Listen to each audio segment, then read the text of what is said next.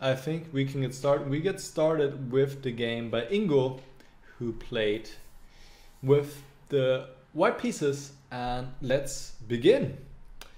Ingo, you played c4, c5, and yeah, the opening was pretty standard, so I go through it fairly quickly up until here. Here you play an unusual move, rook to e1, and I'm not quite sure what the point is behind that move, because if you want to play e4, you could do so immediately. I mean, I wouldn't recommend it, but you don't need rook e1 to play it. So you didn't write anything in the comments here, so I'm not sure what the purpose of rook e1 was here. The two main moves are either d3 or d4. I think d4 must be the most ambitious move. Takes, knight takes d4, knight takes, queen takes d4, d6, and maybe white has a little bit of an edge here, but okay, it's a pretty standard position. After rook e1, actually, you give your opponent a chance to play d5 and to even already take a slight initiative, I would say.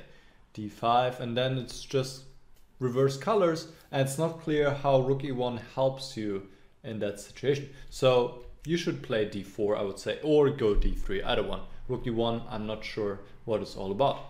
Your opponent played e5 instead. Now d3, d6, a3, h6. And here you play rook b1, which is sensible, normal move, of course.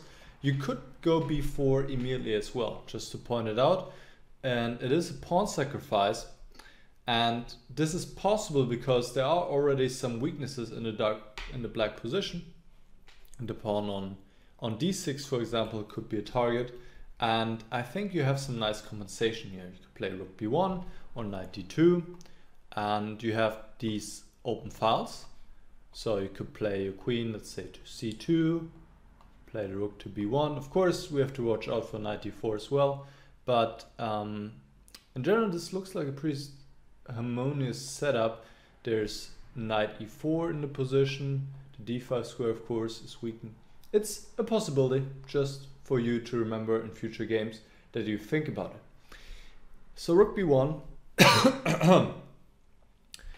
knight to h7, and here you play the surprising move. So you just play rook b1, and now you play e4. Why not follow up with b4? I suppose that was your intention with rook b1 anyway, and what stopped you from playing it now? So I think b4 would give you a nice advantage here. How should black react? If he goes b6, he shouldn't do that, because tactics, knight takes e5 wins you material right away. And if he plays f5, which I guess was his intention, maybe what you want to stop with e4, I'm not sure. If he plays f5, you can go knight h4, hit the pawn on g6, and, well, what to do? Knight e7, can take on c5, immediately there's some pressure on this pawn, we can play knight d5 here. This all looks pretty promising. In general, the problem with e4 is twofold, actually. For one, the bishop becomes very sad now. It's a very sad bishop. Before it was a happy bishop, now it's a sad bishop because it's blocked. This diagonal was the pride of the bishop and you took it away from him. So he's very sad now. Also, this square is obviously now a weak square, as you cannot cover it with one of your pawns anymore. And that's annoying. So I don't think there are too many upsides to this move. I see that you want to control the center more, and maybe you want to stop f5, even though I don't think this move stops f5. But yeah, there are too many downsides to this move, clearly.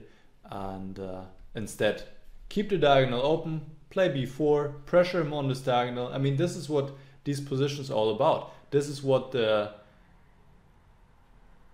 players love about this opening, that they have this bishop here and then they can play this setup a3, b4, rook b1, and then they put pressure here on the queen side, and it's always connected to the bishop.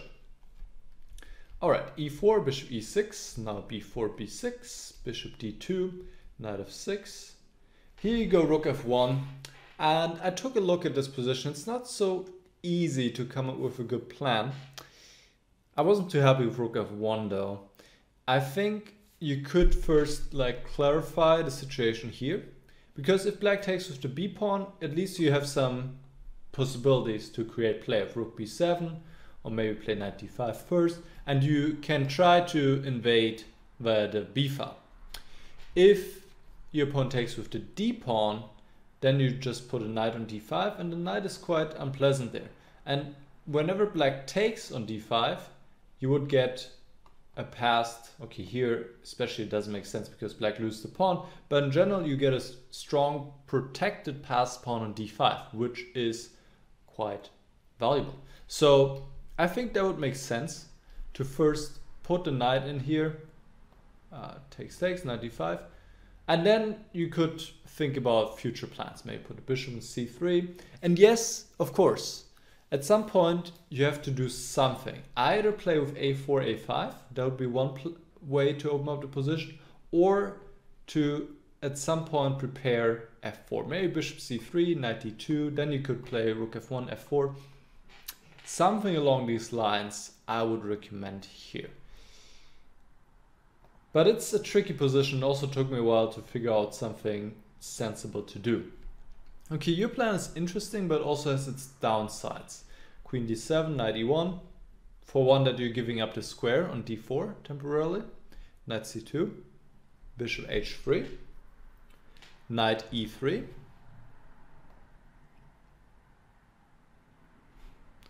All right, and Ingo is also in the chat. That's great. I'm just gonna pop out the chat for future reference.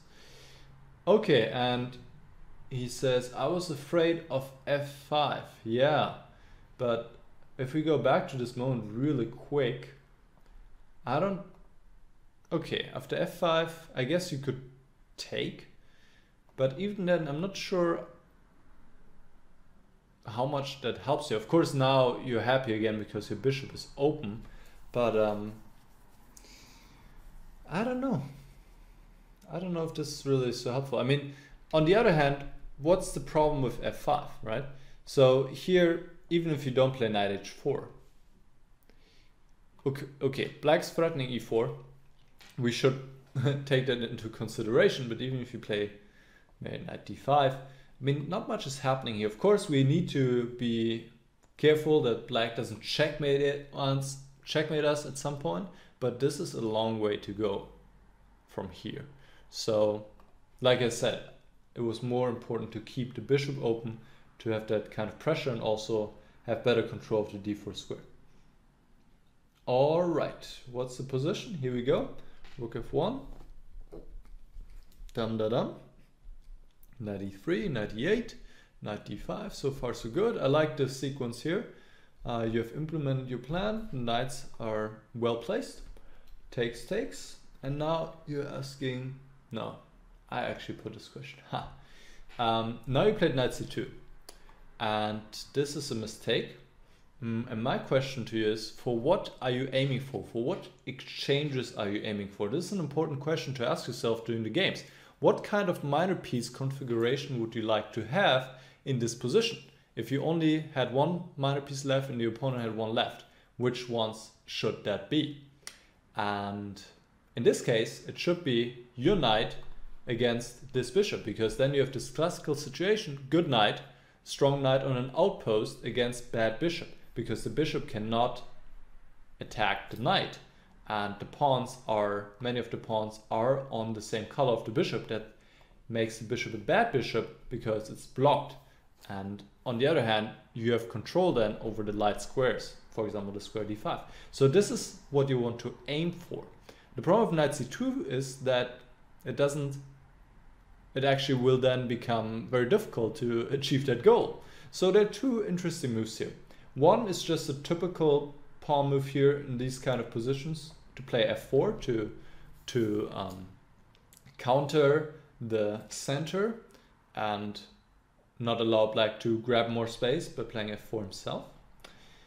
And here, let's say black would also play knight f6, and now we see the benefit immediately. If black plays knight f6, which is a move he wants to go anyway, play anyway, knight c7, knight f6, the knight is really badly placed on e8, then you can exchange the knight, and the other knight comes to d5. So this is great.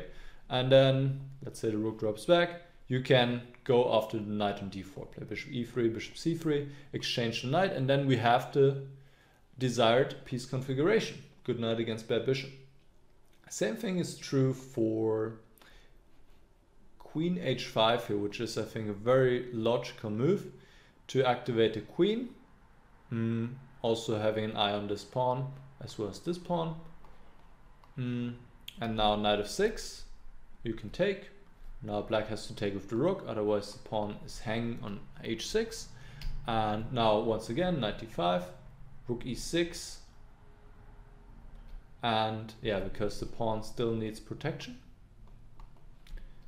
And again, bishop c3, and yeah, okay, black could move the knight, but well, this is also not something he wants to do. And otherwise, when you want to, you can exchange the knight, and then you still have that strong knight on d5, and I think you have pretty good chances.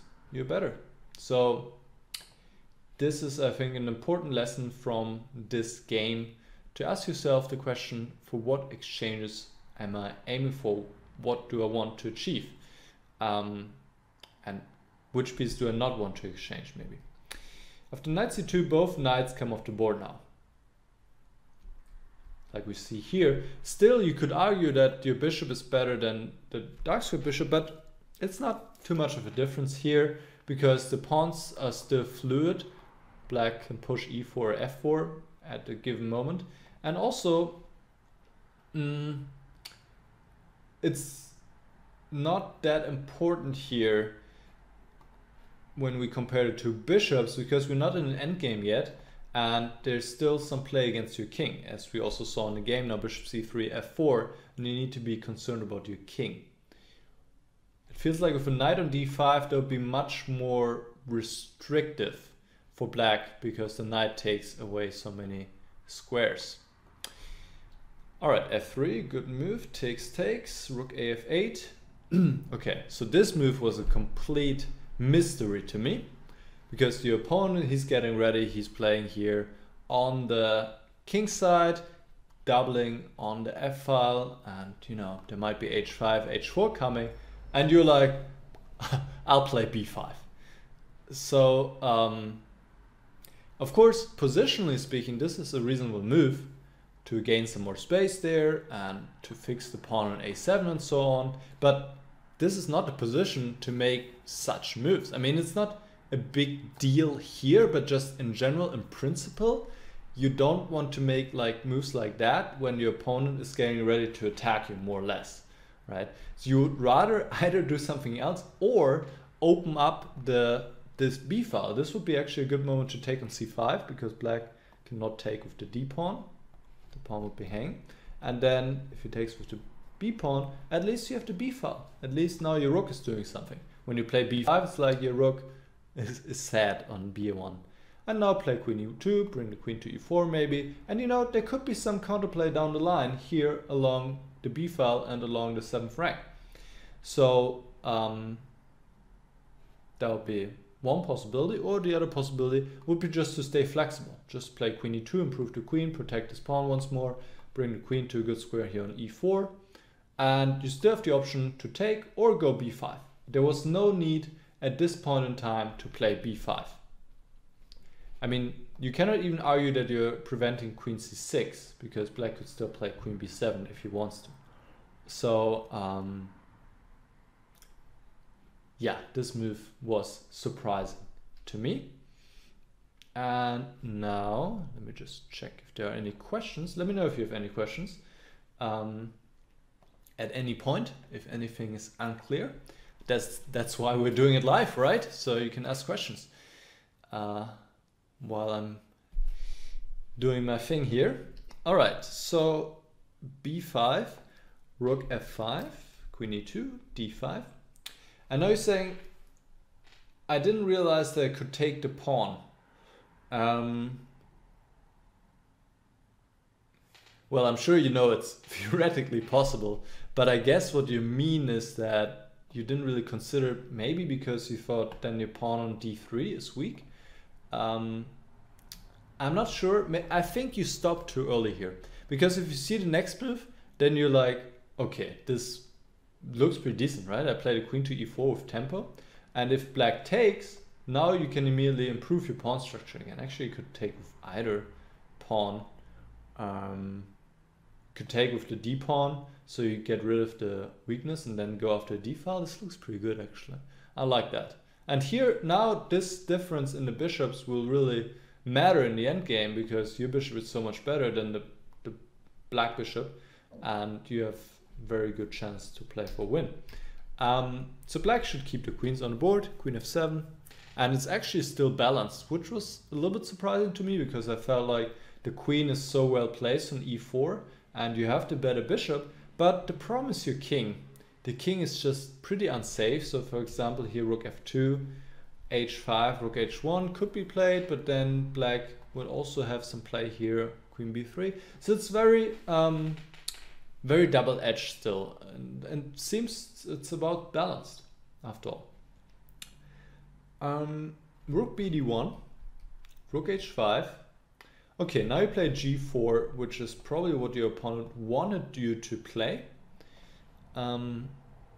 because it further weakens your position and it allows your opponent to more easily open up your king.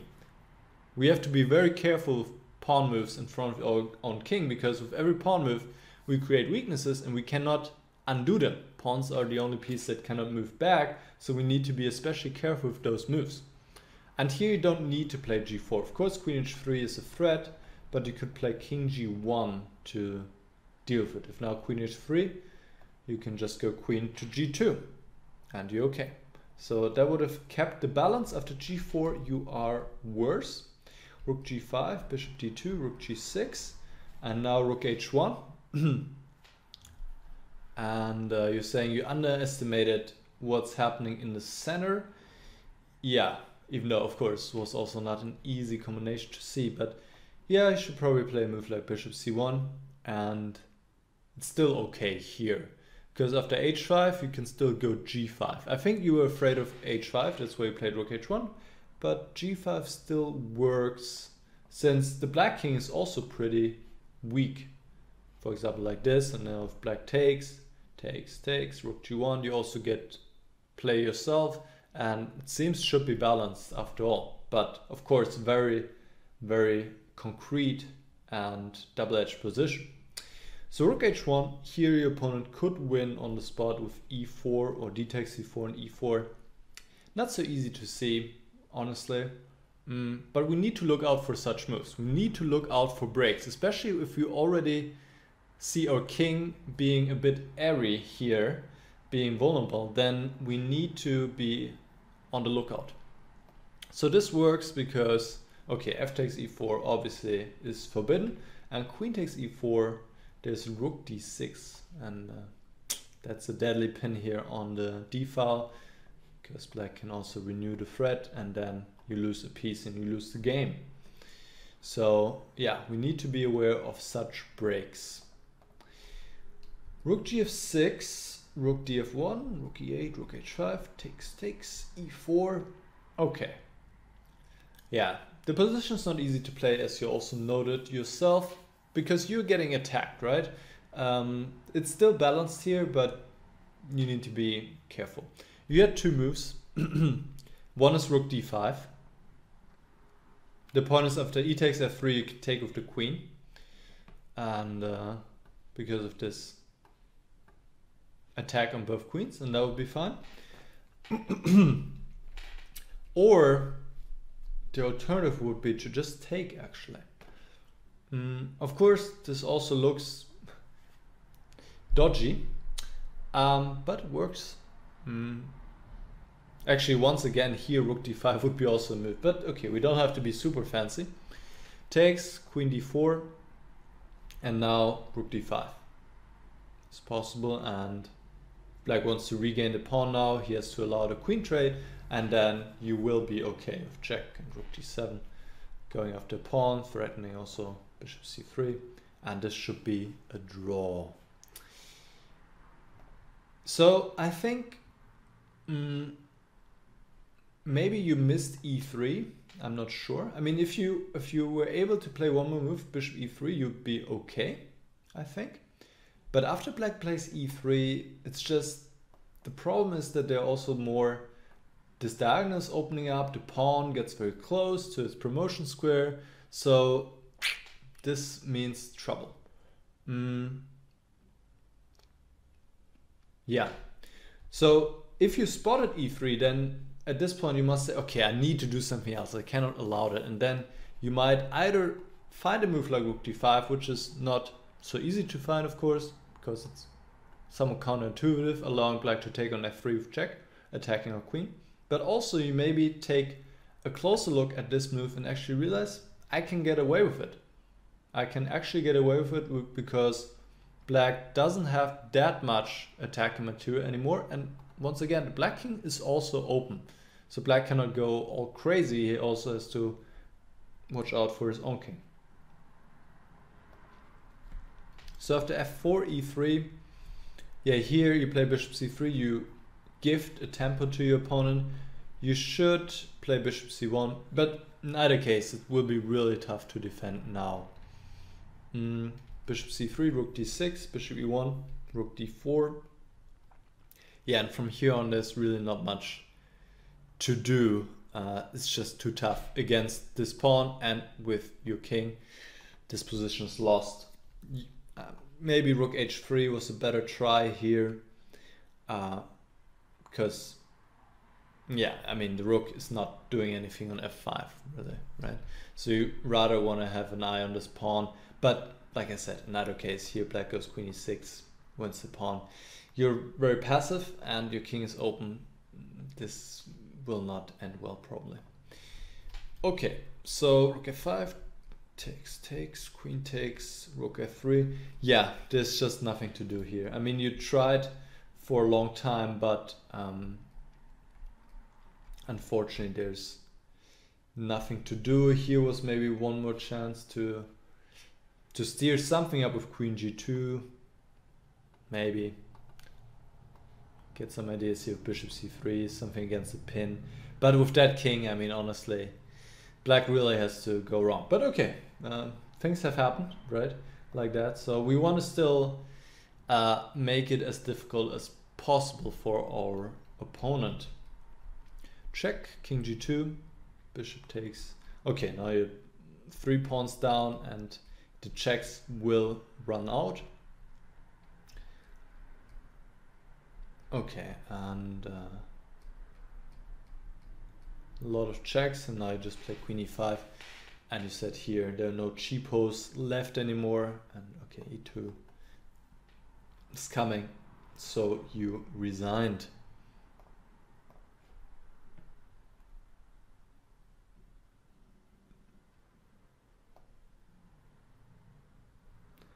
All right, and Ian is saying g4 gives black a hook, Nicholas, and Ian has read about it in the book by Sam Shankland, Small Steps to Giant Improvement. Yeah, that is true. Pawn moves are very delicate affair, because as I said, they don't move back, so every pawn move creates weaknesses. In this case, f4 square, h4 square, right? And what you're saying, the hook, now black can more easily in the future open up the king by playing h5. Before that, he would have needed to play 2 moves. Now it's just 1.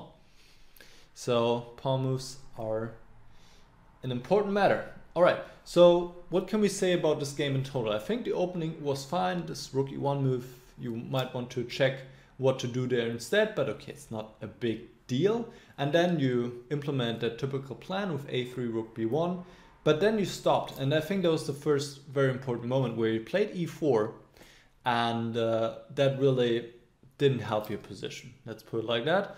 And then this maneuver to bring the knight to e3 was okay. like I said, there were also some other possibilities. I would have kept the knight on f3 for now, but it's a difficult position. And then I think the next big point besides e4 was for what exchange to aim for, to realize, okay, what do I want to have left on the board? That's the question to ask yourself. I mean, both in terms, I think in general we could say about this game, it's for one, it's about which pawn structure do I want to aim for, and for the other, which exchanges do I want to accomplish. For example, in this position, which exchange would you like to accomplish? If you could take any pair of pieces off the board right now, which pair would you like to take off? I hope the answer is the queens, because your king is weaker than your opponent's king. So here you would like to take the queens off the board, and it would take a lot of pressure off your position, right? So this is always something we need to keep in mind when we play for what are we aiming for. And then get a little bit concrete. You and your opponent missed this e4 idea, which was a little bit tough to spot. And then, yeah, this last critical moment was here, I would say, after e4, you decide to play f4, but then your opponent just got that really strong passed pawn on the e file, so you had to get rid of it, either by taking now or playing rook d5, and then the position would have been still equal. All right, let me know if you have any more questions, and in the meantime I will drink something.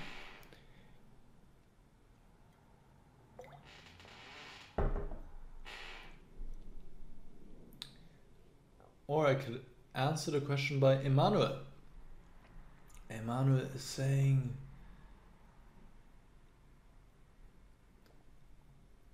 instead of g4, play rook h1. Oh, in this position, rook h1.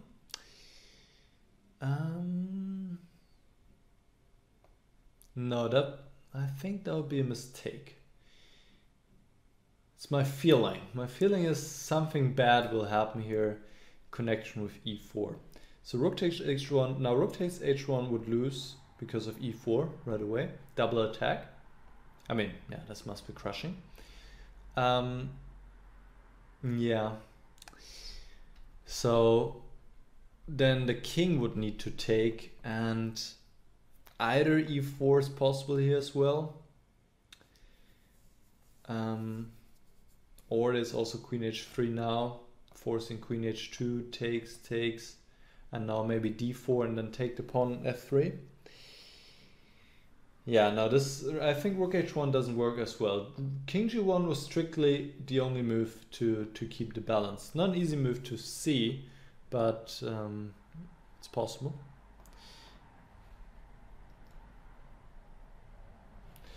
All right. Well, Ingo, thanks for sending in the game. I hope it was instructive and valuable, and let me know if you have any more questions later on.